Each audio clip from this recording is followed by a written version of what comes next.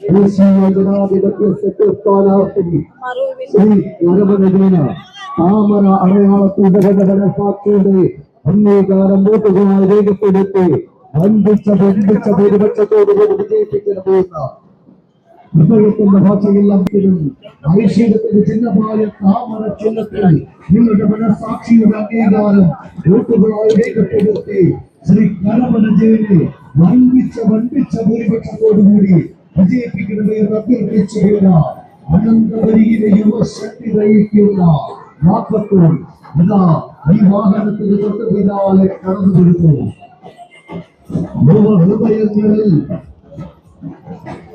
ഹൃദയങ്ങളിൽ ഒഴിവാക്കാനാവാത്ത തേജസ്വി സൂര്യ ലഭിക്കുവാണ്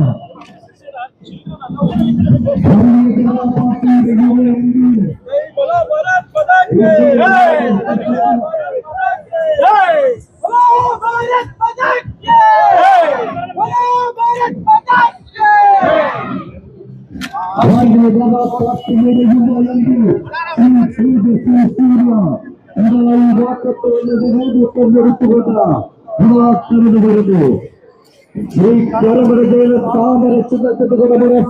അംഗീകാരം വോട്ടുകളായി രേഖപ്പെടുത്തിക്കൊണ്ട് വൻപിച്ച ഭൂരിപക്ഷത്തോടുകൂടി വിജയിപ്പിക്കുന്നത് എന്ന് അഭ്യർത്ഥിച്ചുകൊണ്ട് ശ്രീ ആംഗ്ലൂർ എംപിയും യുവമോർച്ച ദേശീയ പ്രസിഡന്റുമായ ശ്രീ തേജസ്വി സൂര്യ കടന്നു വരുന്നു.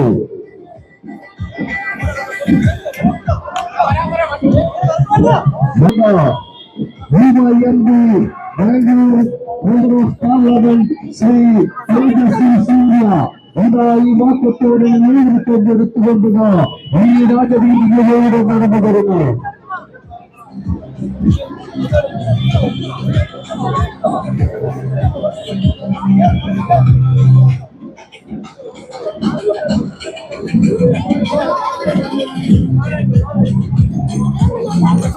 നരേന്ദ്രമോദിയുടെ വികസന പദ്ധതികളെ അനന്തപുരിയിൽ നടപ്പിലാക്കിക്കൊണ്ട് വികസനത്തിന്റെ പുതുവസീനം രചിക്കുവാൻ അനന്തപുരിയിലെ ദേശീയ ജനാധിപത്യ സഖ്യസ്ഥാനാർത്ഥി ശ്രീ കരുണജേന കോർപ്പറേഷൻ ഭരണത്തിനെ നല്ല രീതിയിൽ കൊണ്ടുപോകാൻ തിരുവനന്തപുരം നഗരത്തിൽ നിന്ന് 4 MLA-മാരും ജയിച്ചു വരണമെന്ന് ജനങ്ങൾ ആഗ്രഹിക്കുകയാണ്. നേമത്തായാലും വട്ടിയൂർക്കാവായാലും കഴക്കൂട്ടത്തായാലും തിരുവനന്തപുരം നിയോജക മണ്ഡലത്തിലായും ആയാലും നല്ല രീതിയിലുള്ള വലിയ രീതിയിലുള്ള സ്വീകരണങ്ങളാണ് ഞങ്ങൾക്ക് കിട്ടിക്കൊണ്ടിരിക്കുന്നത്.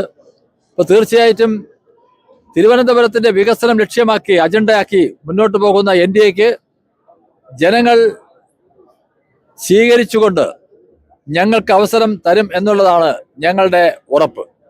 ജനങ്ങൾ ഞങ്ങൾക്ക് ഉറപ്പ് നൽകിയിട്ടുണ്ട്. NDAക്ക് അനുകൂലമായി ജനവിധി ഉണ്ടാകും എന്നുള്ള കാര്യം. ഇപ്പോൾ ഈ കിഴക്കേക്കോട്ടയിലാണ് നിൽക്കുന്നത്.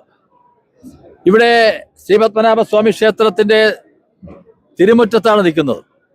ഈ കോട്ടയുടെ അവസ്ഥ തന്നെ നോക്കിയാൽ അറിയാം. കിഴക്കേക്കോട്ടയുടെ അവസ്ഥ വളരെ പരിതാപകരമായ രീതിയിലാണ് പൊയ്ക്കൊണ്ടിരിക്കുന്നത്.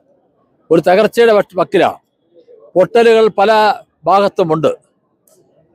ഈ തിരുവനന്തപുരത്തിൻ്റെ പൗരാണിക നഗരമായിട്ടുള്ള ഈ തിരുവനന്തപുരത്തിൻ്റെ പൈതൃക നഗരമായിട്ടുള്ള തിരുവനന്തപുരത്തിൻ്റെ കോട്ടകൾ സംരക്ഷിക്കാൻ ഇതുവരെ LDF-നോ UDF-നോ കഴിഞ്ഞിട്ടില്ല.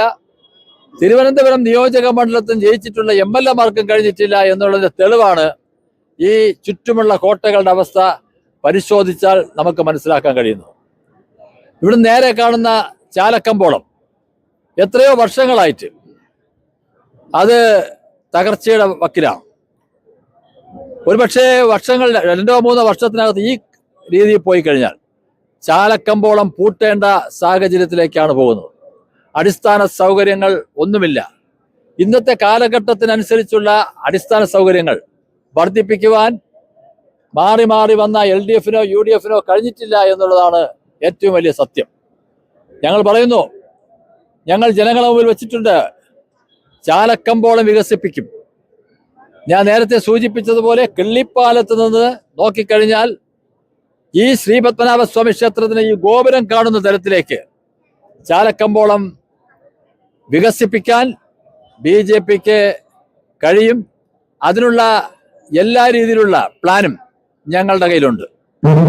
അതുപോലെ തന്നെ പാർവതി പുത്തനാർ ശുചീകരിച്ചിട്ട് വർഷങ്ങളായി.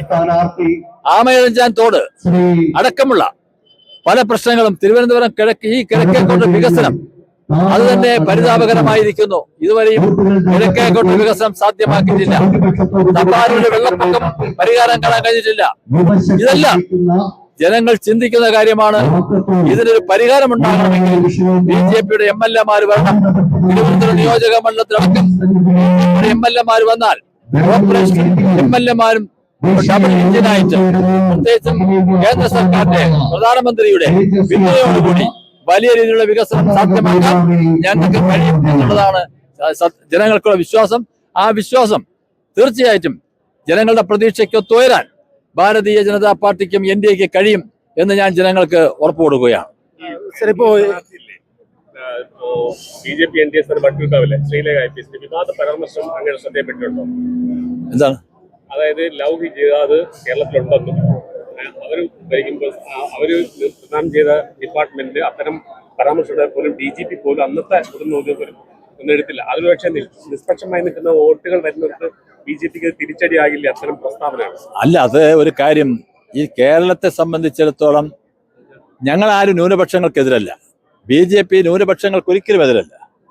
ന്യൂനപക്ഷങ്ങൾക്ക് അനുകൂലമായി അവരുടെ ജീവിത പ്രശ്നങ്ങൾ, ജീവൽ പ്രശ്നങ്ങളെല്ലാം പരിഹരിക്കണം. ഇപ്പൊ തീരദേശവാസികളുടെ പ്രശ്നങ്ങൾ ഞങ്ങൾ പോയി കണ്ടു പഠിച്ചതാണ്. അവരെല്ലാം BJP യെ പറ്റി. ഞങ്ങൾ ഒരിക്കലും തീവ്രവാദികൾക്ക് ഞങ്ങൾ എതിരാണ്, രാഷ്ട്രവിരുദ്ധ ശക്തികൾക്കെതിരാണ്. അത് BJP-യുടെ ആ എതിർത്ത് ശക്തമായി പരാജയപ്പെടുത്തുക എന്നുള്ളത് BJP-യുടെ അജണ്ടയാണ്. ഇപ്പോ SDPI പോലെയുള്ള ഇസ്ലാമിക മതമൗലികവാദ സംഘടനകളുമായിട്ട് സംഘടനകളുമായിട്ട് CPM കൂട്ടുകെട്ട് പരസ്യമാക്കിയിരിക്കുകയാണ്. ജനങ്ങൾ എങ്ങനെ ഇതിനോട് പ്രതികരിക്കുന്ന പ്രതീക്ഷിക്കാം? CPM ഇത്തരം കാര്യങ്ങളൊക്കെ തുടങ്ങിയിട്ട് ഇന്നലെ തുടങ്ങിയല്ലോ, കഴിഞ്ഞ വർഷങ്ങളായി തുടങ്ങിയതല്ലേ. അവരുടെ ഇരട്ടത്താപ്പൊക്കെ ഇവിടുത്തെ ജനങ്ങൾ മനസ്സിലാക്കി കഴിഞ്ഞു. ഇനി അതൊന്നും ജനങ്ങളെ പറ്റിക്കാനൊന്നും കഴിയില്ല. അതൊക്കെ കാലങ്ങൾ കഴിഞ്ഞു. SDPI-യുടെയും ഇവിടുത്തെ രാഷ്ട്രവിരുദ്ധ ശക്തികളുടെയൊക്കെ പിന്തുണ കോൺഗ്രസ്സുകാരും CPM-ഉം മാറി മാറി മത്സരിച്ച് നേടുകയാണ്. ഇതൊന്നും ഇന്നും തുടങ്ങിയതല്ല. ഞങ്ങൾക്ക് ഇതൊന്നും പ്രശ്നമല്ല. എങ്ങനെയൊക്കെ ഒരുമിച്ച് ആരൊക്കെ നിന്നാലും BJP-യുടെ വിജയത്തെ തടയിടാൻ ഒരു ശക്തിക്കും കഴിയില്ല എന്നുള്ളത് ഞങ്ങൾക്ക് ജനങ്ങളുണ്ട്. പാർട്ടിക്ക് അതിനനുസരിച്ചുള്ള സംഘടനാ സംവിധാനമുണ്ട്.